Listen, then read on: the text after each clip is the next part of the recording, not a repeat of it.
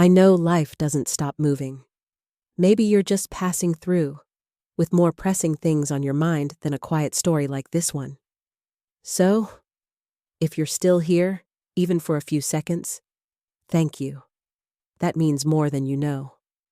I share this story not as someone who figured it all out, but as someone who once sat quietly in the corner, wondering if they'd ever be heard. And if you've ever felt that way, I just hope you'll find, in these words, a small reminder. You're not alone. If it reaches you, a gentle tap on the like button would tell me. Someone out there still hears me. Happy birthday, they shouted, but it wasn't for me. It was for my cousin Emily. Balloons, cake, champagne, everything screamed celebration. I stood by the kitchen island, frozen, holding the small, wrapped gift I had bought for myself that morning. I turned 30 that day. There was no card, no candle, no hug. Emily twirled in her glittery dress, cheeks red with laughter. She was turning 25, and apparently, my birthday was just a convenient excuse to gather everyone for hers. I stayed quiet. I smiled, nodded, even clapped when she cut the cake. It was lemon, my favorite. No one looked at me. No one remembered. An hour later, Mom pulled me aside near the coat rack. Her voice was hushed but sharp. You've always been independent, honey. Maybe it's time you found your own place. I blinked. What? Dad appeared with my suitcase, already zipped, already packed. He didn't say a word. People watched, cousins, aunts, even Uncle Roy. Their laughter faded into an awkward silence as they realized what was happening. Emily stopped mid-sentence. I didn't cry. I didn't scream. I looked at the suitcase, then at Mom. She shrugged. You'll thank us one day. We've done enough. That was the moment something shifted. It wasn't the shock. It was the stillness. The kind that sets in when your last hope vanishes like a match snuffed in the wind. I wheeled my suitcase to the door. The party resumed behind me. And as I stepped into the night, the only thing in my mind was the envelope I had received a week earlier, unsigned, postmarked from another city, with one line written in blocky ink. Check safe deposit box number 413. The key is already yours. I hadn't understood it then. Now, I did. They always said I was the easy one. The one who didn't need extra attention. The one who could handle being overlooked. And I believed them. For years. Growing up, the house always buzzed for my sister Amanda. When she got a B+ in math, Mom posted it on the fridge like it was a Nobel Prize. When I brought home straight A's? Well, we expected that from you, darling. You're the smart one. I learned to smile at that, because what else could I do? At my 16th birthday, they forgot to pick up the cake. Amanda cried because they got the wrong shade of pink for hers. They rushed to fix it. One Christmas, Uncle James gave me a leather-bound sketchbook. I spent months drawing in it, portraits, ideas, even architectural layouts. Mom flipped through it once and said, "Such a nice hobby, but don't forget, art doesn't pay rent." She gave Amanda a DSLR that same year. Amanda used it once and lost it at a sleepover. I was used to it, being the filler between scenes in my own life. The one who took the family photos. The one who stood behind the spotlight, never in it. I still remember one summer. Amanda had been suspended from school, caught cheating on an exam. That week, I overheard Mom on the phone. Poor girl. She's under so much pressure. I worry she's not like her sister. That line stung. Not because it praised me, but because it erased me. I wasn't someone they worried about. I was the standard they weaponized. Dad never said much, but the one time I showed him a university acceptance letter, he just nodded. Good. That'll keep you busy. He was more excited about Amanda's second try at community college. They even threw a backyard barbecue. No one ever told me directly that I was less loved. But love, when rationed unfairly, makes its absence obvious. And silence is its own kind of cruelty. I kept everything, every moment, every look. Not because I was bitter, but because I needed to remember I wasn't crazy. I was never dramatic, never rebellious, just quietly aware that I was not seen. And when they handed me that suitcase on my birthday, it wasn't the first betrayal. It was just the first time they did it with decorations. The suitcase sat untouched in my apartment for days. I didn't even unzip it. I wasn't sad, not exactly. But every time I passed by it, something in my chest tightened, like I was walking past a body no one wanted to claim. I told myself I was overreacting, that maybe they just handled things badly, that maybe I had outgrown that house. But then the strange little details started showing up. Details I had ignored before. 3 years ago, I mailed my aunt a handmade card for her recovery. She never mentioned it. When I asked, she looked confused. "What card, sweetheart?" Last year, Amanda said she tried texting me about a family gathering. I never got it. When I asked what number she used, she hesitated. She gave me the wrong area code, 1 digit off, and yet it was saved in her phone.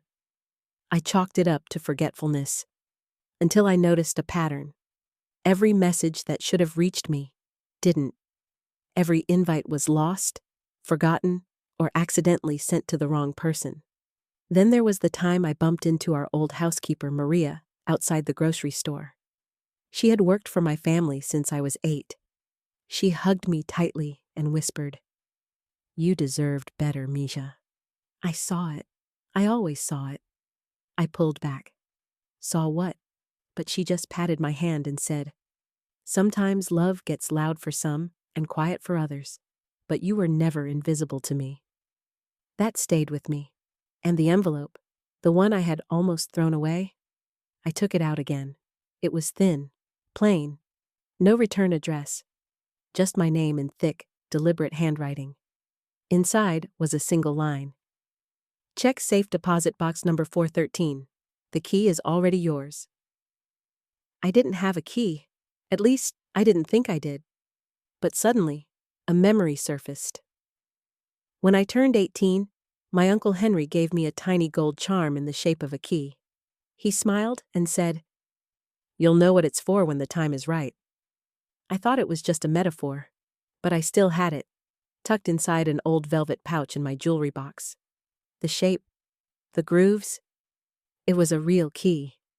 My fingers trembled as I held it.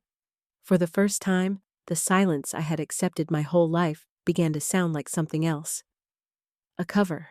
The bank was cold, clinical. I stood at the counter, clutching the tiny gold key in my hand, trying not to tremble. The clerk, an older woman with soft eyes, glanced at me, then at her screen. "Box 413? I nodded. "Please follow me." She led me down a long corridor lined with steel doors. Each one looked identical, except this one. 413 had a small dent near the bottom, like it had been kicked. She inserted a master key beside mine and nodded. "I'll give you a moment." The vault door creaked open. Inside, one envelope, thick and yellowed with age, and a small wooden box, smooth and hand-carved. I reached for the envelope first. It had my full name on the front. Not Maddie, not Sweetheart, but Madeline Ray Holloway, my real name. I opened it slowly. The first page was a letter from Uncle Henry, written in his crisp, slanted handwriting. "If you're reading this, they've already done what I feared they would. They were always going to turn on you, not because of you, but because of what you represent. Your father never forgave me for creating a trust in your name. He said it would confuse the family dynamic. I said you deserved more than empty praise and emotional scraps. So I made sure the trust couldn't be touched, not by him, not by your mother, not by Amanda. You are the sole beneficiary. You were always meant to be. Use it when you're ready, not to prove them wrong, but to remind yourself you were never invisible. Your birthday was always mine too. I never forgot. Love, Uncle Henry? I blinked, slowly, afraid if I moved too fast, the moment would vanish. I opened the wooden box. Inside was a stack of documents. Account papers, transfer instructions, the original trust deed. The final page listed the current balance. My breath hitched. 7 figures. He had done it quietly, without ceremony. No one had told me. They had probably hoped I'd never find it. That's when I remembered something else. At his funeral, 5 years ago, my parents hadn't let me speak. Said it was best to keep it short. Amanda gave a speech. I sat in the 3rd row. After the burial, the lawyer pulled me aside. "Your uncle left you something personal," he said, handing me a sealed envelope. But my mom had snatched it away, laughing nervously. "We'll hold on to this, honey. Probably just a photo or two." I never saw it again. Until now. Until this. The trust wasn't just money. It was proof that someone had seen me, had planned for me, had loved me without conditions. I stood there in the quiet vault, letter in hand, truth in my chest. And for the first time in years, I believed it. The next time I saw my parents was at Amanda's engagement brunch. I wasn't invited. I showed up anyway. I wore navy blue, sleek, unapologetic. No makeup, just intention. The venue was a rooftop restaurant overlooking the city. White tablecloths, string lights, champagne flutes clinking like wind chimes. Everyone looked so proud of themselves. Amanda stood at the center like a queen, Mom beside her, Dad chatting with Uncle Roy near the bar. When I stepped out of the elevator, every head turned. The air shifted. I didn't say a word. I walked across the terrace and sat at the edge of the long family table. Quietly, Amanda's smile flickered. Dad's glass froze midair. Mom blinked too many times. Then Amanda leaned forward with her classic condescension. "Oh, you got my message? I thought we weren't doing awkward drop-ins anymore." I stared at her. Not cold, not warm, just measured. "Don't worry, I'm not here for cake." A silence settled over the table like dust. Mom stood and took a few cautious steps toward me. Her voice was sweet, fake vanilla. "We didn't think you'd want to come. After, well, everything." I gave her a long look. "After you packed my life into a suitcase on my birthday?" I tilted my head. Yeah, that was a moment. A few cousins shuffled in their seats. Uncle Roy sipped faster. Dad finally spoke. "We thought it was time you found your way. You always said you didn't need us." "I didn't say that," I said quietly. "You just stopped listening." He opened his mouth again, but I cut in. "Also, Uncle Henry says hello." That got him. His face twitched. Amanda's lips parted slightly.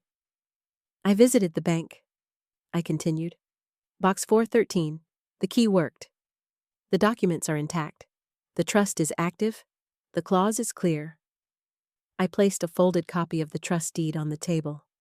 No dramatic toss. Just placed it gently, like a scalpel on a tray. Dad's hands curled. Mom reached for her wine glass but missed slightly. Amanda forced a laugh. "You're seriously bringing legal paperwork to a party? You're the one who threw me a birthday eviction party. Thought we were into themes." No one laughed. Then I stood. "I'm not here to fight. I just wanted you to see my face, the one you erased from every plan. I wanted you to know it didn't work." I turned, heels echoing across the rooftop. Before I left, I looked once more at the table, at the performance unraveling under string lights and fake smiles. And I walked away. Not faster, not slower, just forward. The following week, the family lawyer called a meeting. Mandatory attendance.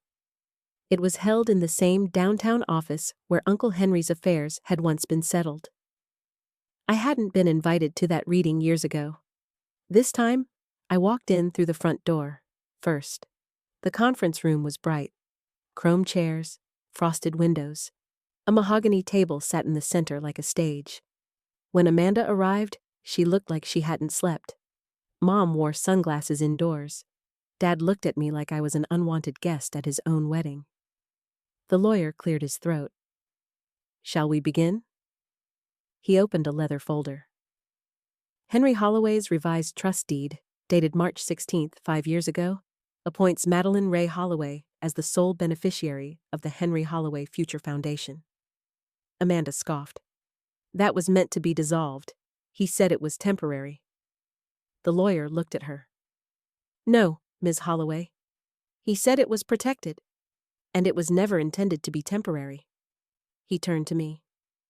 "Miss Holloway, the foundation was structured with a 7-year growth clause. It matured 3 weeks ago. The current valuation stands at $3.2 million, including liquid assets, property, and long-term investments." Silence. A collective inhale. Then he continued. "There's a personal letter as well. Mr. Holloway requested it be read aloud." I stiffened. I hadn't seen this one. The lawyer unfolded the page. "To my niece, Madeline. You were always the quiet fire in our family. While others made noise, you made meaning. While others took, you gave. And while they forgot you, I remembered. This trust is not a gift. It is a recognition. Not of potential, but of proof. You've earned every inch of what this contains. Let them say what they will. I've seen who you are when no one's looking. That's the truest measure of legacy. To the others in this room, don't twist this into jealousy. Don't try to claim what you didn't value. This isn't about favoritism. It's about faith, and I put mine in her." Henry. The room stayed still. My mother shifted. My father clenched his jaw. Amanda's mouth twisted. I said nothing, because what could be louder than being seen? After a lifetime of being invisible? The lawyer slid over the final document. "Your signature here, Miss Holloway, formalizes the transfer of control." I signed, with a pen that didn't shake. And in that moment, I felt it. Not power, not revenge, but something better. Belonging. Not because they gave it to me, because I claimed it. After the meeting, they didn't leave. They lingered. Amanda was the first to break. "You manipulated him, didn't you?" She spat, voice trembling with entitlement. "You twisted his mind while the rest of us were just living our lives." I turned to her. Calm. "You were living your life by forgetting I had one." Mom stepped forward, eyes glassy, but not with tears. With fear. Fear of losing control. "You don't understand how hard it was, raising 2 daughters, balancing everything, trying to make the right choices." I tilted my head. "You didn't make choices. You made hierarchies." Dad crossed his arms. "You were always difficult, Madeline. Always too quiet, too judgmental, too independent." I smiled. Independent. The word you weaponized when you didn't want to show up. He leaned in. "You're doing this for revenge." And finally, I replied, "No. I'm doing this for clarity." The room stiffened. No one sat.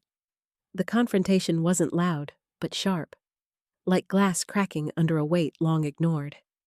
Then the lawyer, silent until now, cleared his throat and placed a small black flash drive on the table. "Your uncle requested this be shown only if his decision was challenged." He pressed play. The screen lit up. Uncle Henry's face appeared, recorded just months before his passing. "If you're watching this, they're trying to take it from her. Don't." I saw what they didn't. The quiet loyalty, the invisible labor, the way she showed up for everyone and no one showed up for her. "Amanda, you had love and didn't notice. Madeline had silence and didn't complain. You may be loud, but she was always real." The video ended. A still image of him remained, eyes kind, firm, unshakable. Amanda sank back into a chair, speechless. Mom wiped beneath her sunglasses. Dad said nothing. He didn't need to.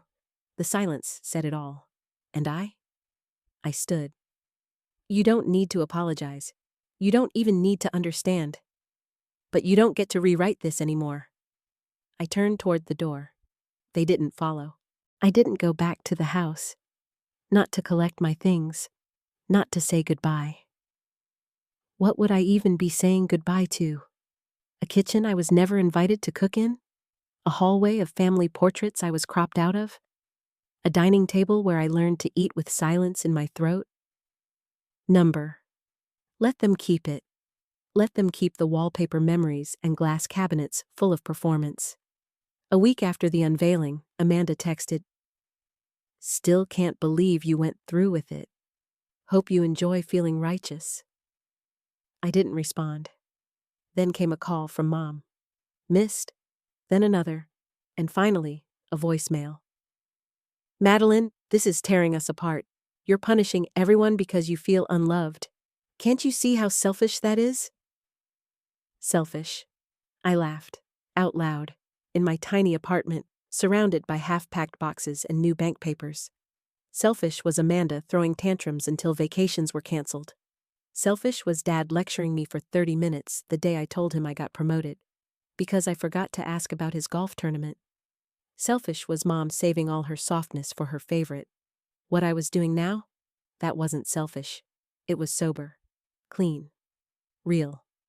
I texted back only once. I don't need to be loved anymore. I need to be seen. And if you still can't do that, then this is goodbye. There was no reply. No begging. No sudden realization. Just the weight of finality. Not dramatic. Not cruel. Just the still hush that comes when a wound stops bleeding because it's finally been closed. I didn't celebrate. I didn't cry.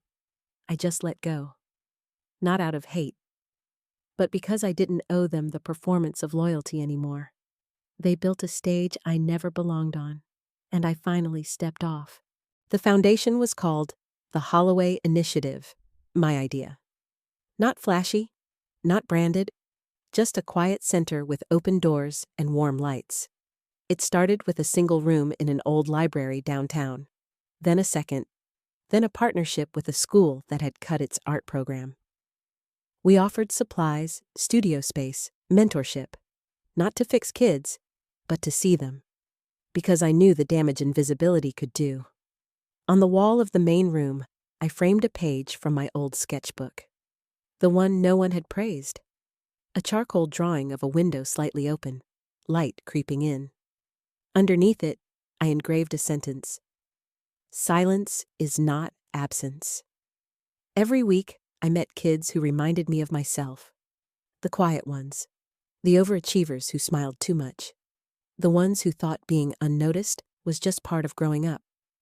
We gave them canvases. Not instructions. Just space.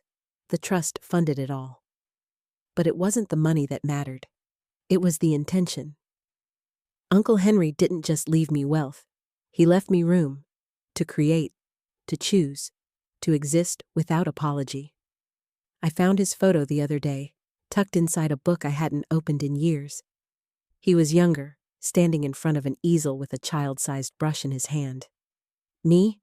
I was maybe 6, focused, unaware he was even taking the picture. On the back, in faded ink, it read, "She sees things we don't." That day, I placed the photo on my desk. Not in a drawer, but facing outward, where everyone could see. Legacy isn't what you leave behind. It's what you protect while you're still here. And I was ready to protect it. Not as someone who had won, but as someone who had withstood. It's been almost a year. This morning, I woke early. No alarm, no urgency. Just the soft pull of dawn through linen curtains. I made tea, not in a rush. Not to survive the day, but to greet it. The light poured in sideways through my kitchen window, dust motes dancing like it was their first performance. No one was watching. No one needed to. I stepped out barefoot onto the small balcony. The city below was waking up, slow, gentle, alive. No fireworks, No noise. Just peace. A new envelope arrived last week. No threats this time. No guilt. Just a folded card. Amanda's handwriting. We're expecting. You'll be an aunt. Thought you should know. I placed it on the counter. Maybe I'll respond. Maybe I won't. Healing doesn't always mean reconciliation. Sometimes it just means choosing silence without pain. The Holloway Initiative is growing. We're opening a new wing in spring. The lead classroom will feature a mural, designed by students, painted with stories. The suitcase they handed me that night? It still exists. Now it sits in the main hallway, filled with old sketchbooks and childhood letters. Beside it is a plaque. The day I was told to leave was the day I learned how to build. I walk past it every day, not with bitterness, but with calm. Some relationships are roots, others are weights. I chose to plant, and I grew. He didn't leave me money. He left me space to be, and I began again.